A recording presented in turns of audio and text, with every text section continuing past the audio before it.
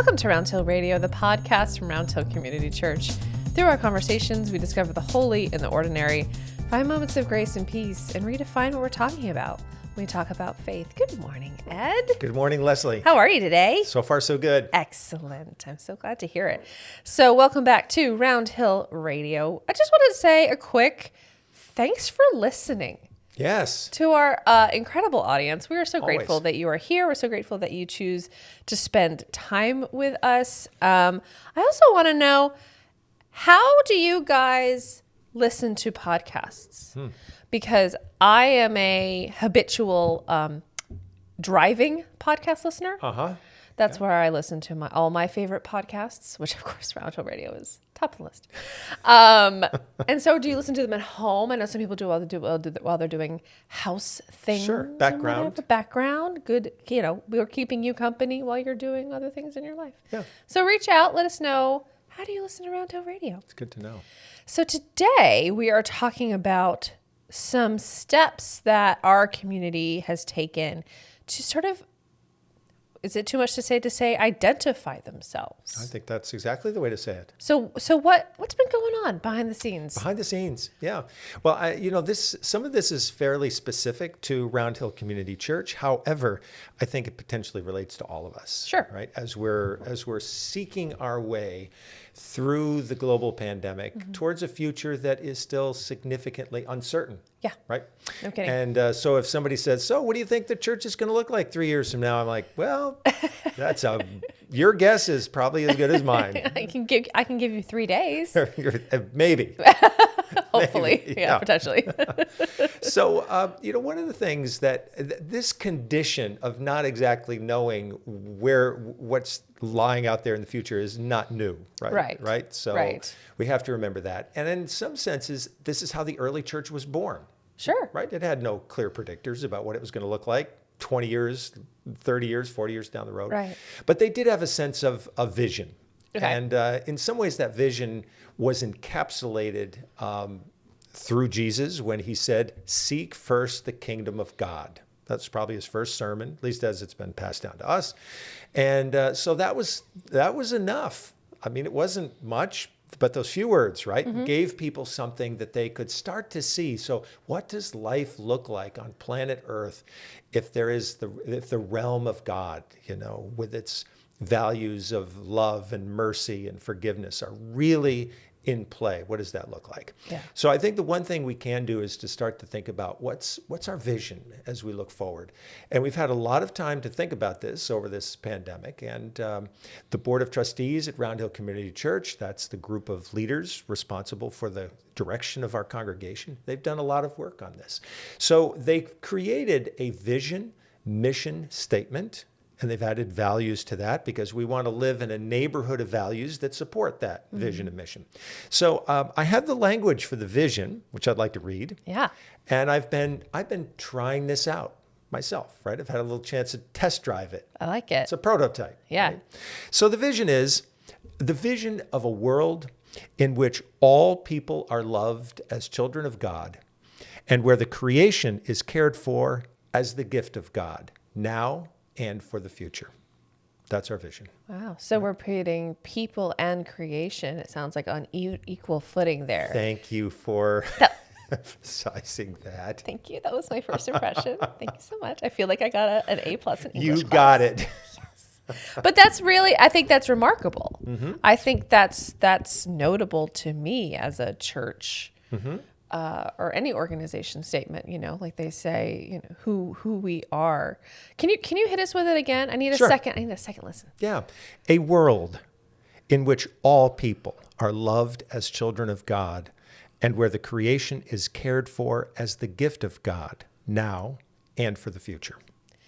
What it makes me think of is our podcast conversation last week, because we were talking about hope and using imagination to envision maybe where we specifically are as an individual in the world, but then this is expanding it to a world vision. This feels much bigger than a church vision, I have to say. I'm so glad you said that. You really do get this, don't you? I drank my coffee today. I'm feeling good. I'm feeling good. Yay. Well, you know, I think that the great vision of the faith is that it relates to the whole world, right? It wants well-being, or that beautiful Hebrew word shalom, peace for the whole world. Yeah. So whatever we want, whatever that is that we want for ourselves, we're called to want it for everybody. Yeah.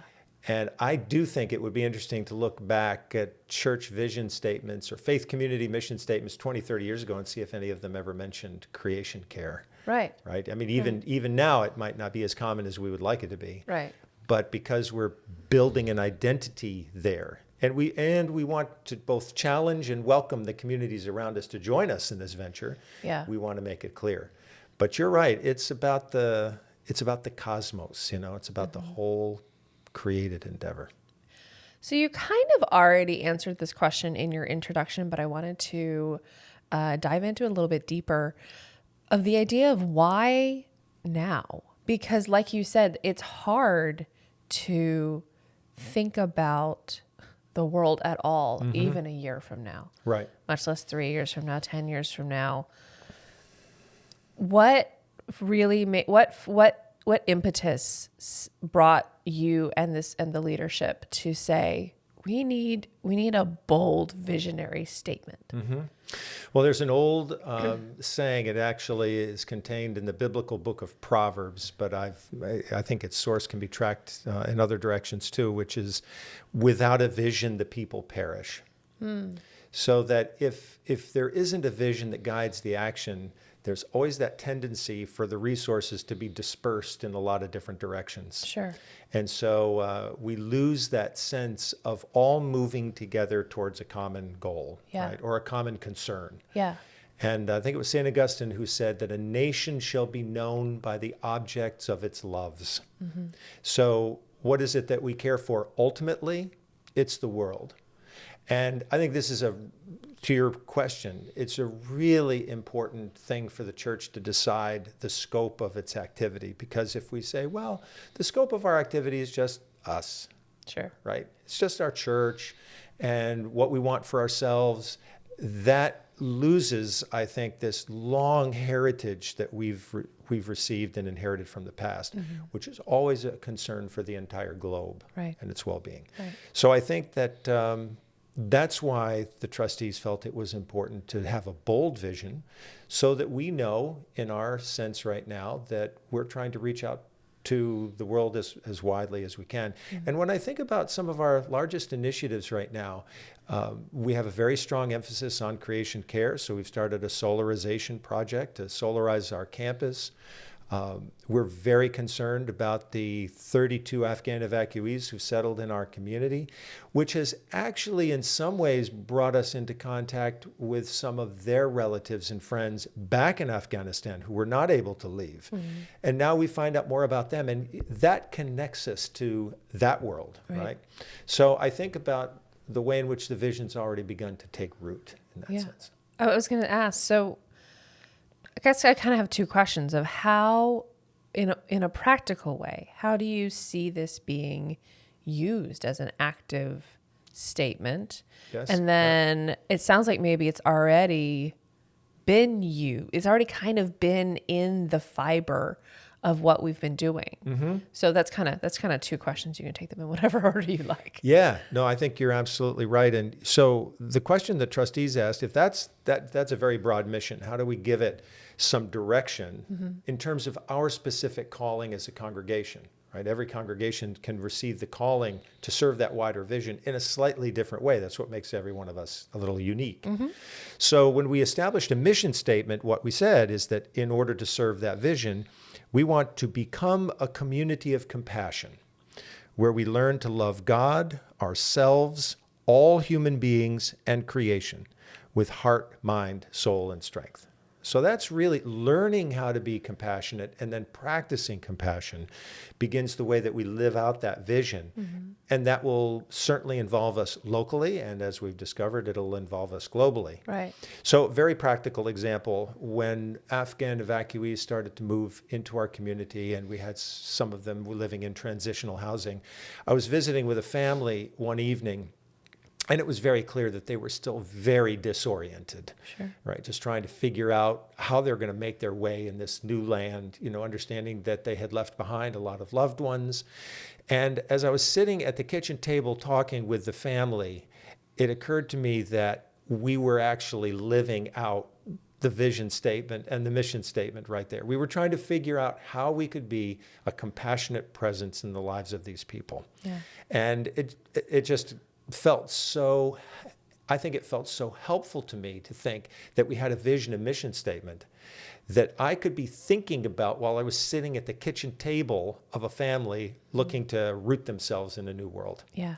And it certainly gives me guidance, and I hope that's going to happen for the congregation as we go forward. For sure. We actually felt like these vision and mission statements were really portable, right? That they could travel with us. Yeah. And that's the litmus test. Can Yeah. they travel with us, right? When we leave worship on Sunday. Or could they be shared with other communities of faith who might say, yeah, that sounds like something that could work for us as well. Mm-hmm. And our goal is, during the year, we also will be exploring a whole neighborhood of values that we develop to support this vision and mission statement. And some of them are obvious: gratitude, the pursuit of justice. Some of them a little less obvious, like imagination and clarity, being clear about your purpose and seeing that through.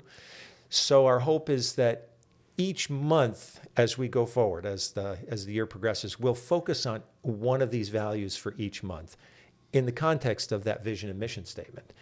And I think it's going to be a very rich time of exploration for the congregation, and we hope for all of those, who are being part of this through a podcast and online services, that we'll all engage in this together.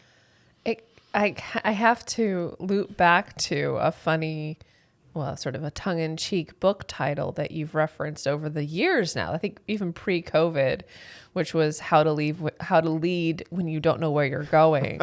Yeah.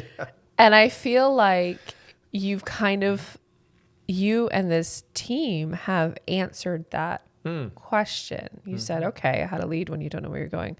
Well, let's figure out where we're going. Right.